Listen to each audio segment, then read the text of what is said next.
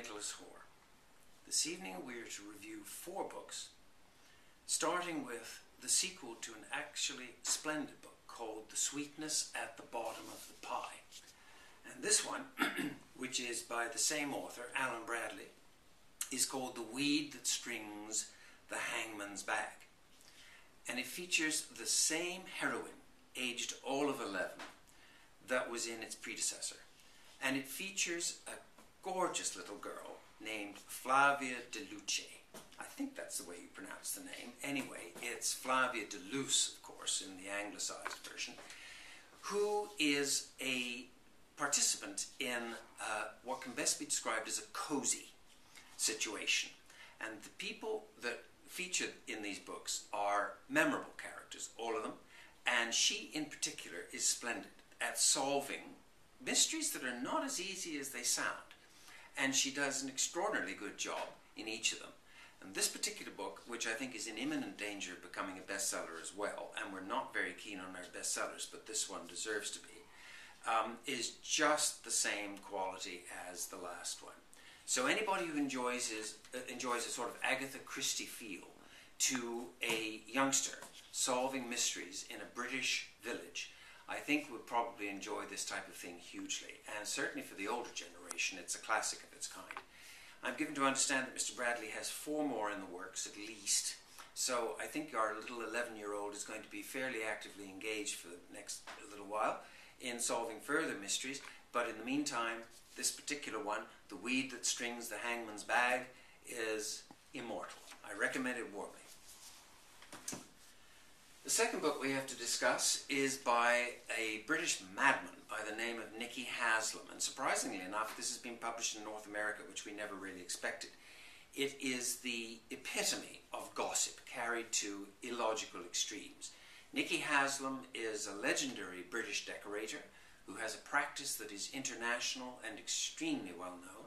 He's much respected, and he's the logical successor to people like David Hicks, Koufax and Fowler, and all. Household names, each of them. The book that he's written has about, I would say, 1,000 names dotted about its pages, all of which are hilariously funny, all of which reflect, shall we say, his sexual predilections, and none of which is risque at all. It's extremely good value, very, very funny. And I'd like to read you a classic excerpt, typical excerpt, out of this book, which I've simply cherry-picked for the purposes of our conversation.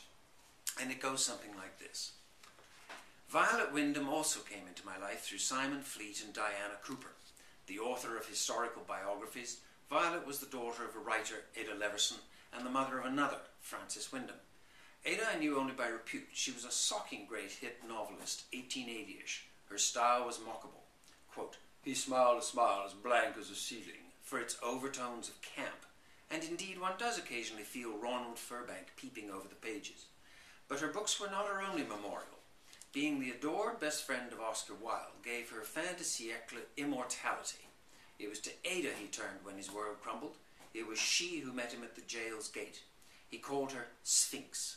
When Wilde confided to Ada that in Paris he'd been followed around by a young male Apache dancer, quote, with a knife in one hand, Ada shot back, yes, Oscar, and I'm quite sure, with a fork in the other. Lovely stuff. Very gossipy, pure Cecil Beaton from start to finish, and for anybody who's fond of Cecil B, I recommend his diaries. This man is obviously a diarist as well, or he wouldn't have remembered all this stuff, and I can't wait for the diaries to come out. In the meantime, Nicholas Haslam, redeeming features, one of the best, most gossipy tomes I've handled in many a moon, and warmly recommended to all concerned.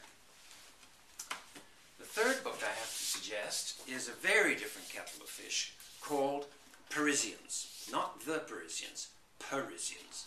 And it's written by a remarkable character called Graham Robb, who wrote a year or two ago a book which has since become a minor classic.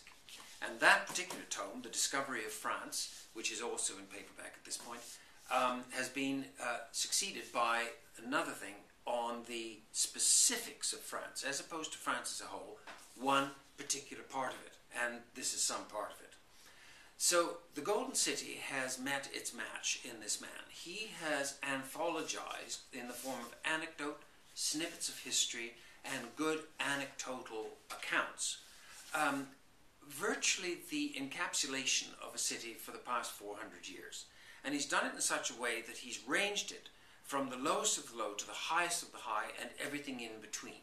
So if you wish to have, as it were, the essay form of French history rather than a good solid French tome, which so many of them are sadly, this is the book to buy. It's an absolutely splendid work, very intelligently done, and if you wish to have insight into this remarkable town, this is your book, Parisians by Graham Robb.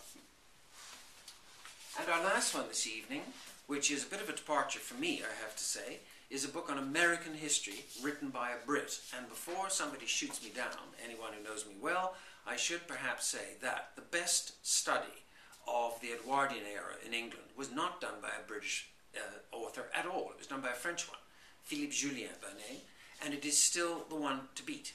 And I think in the particular subject that we're discussing now, which was the Mayflower and the settlement of the United States, the Brits have done it in reverse. And Nick Bunker, who is an alumnus of King's College, Cambridge, one of the most gloriously elegant colleges in the world, has written a book as properly surveying a subject from both angles as any I have seen. He's covered the European connection as much as the American and everything in between. What drove these people to go to Massachusetts? What drove them to take their lives in their hands? And what drove them to succeed with that sheer energy and determination that the Mayflower Pilgrims brought to the eastern shores of the United States? The answer lies in this remarkable book called Making Haste from Babylon by Nick Bunker. And it is a handsome production as well. Beautifully serrated edges, lovely binding, and one of those gorgeous Knopf books that smell good before you even open them. This is rich history, rewarding history, intelligently written history, and even though the British view looking out could be misinterpreted, it isn't, and it won't be. Lovely book, and it is subtitled The Mayflower Pilgrims and Their World, and deservedly so. Wonderful history, and on that cheerful note, good night.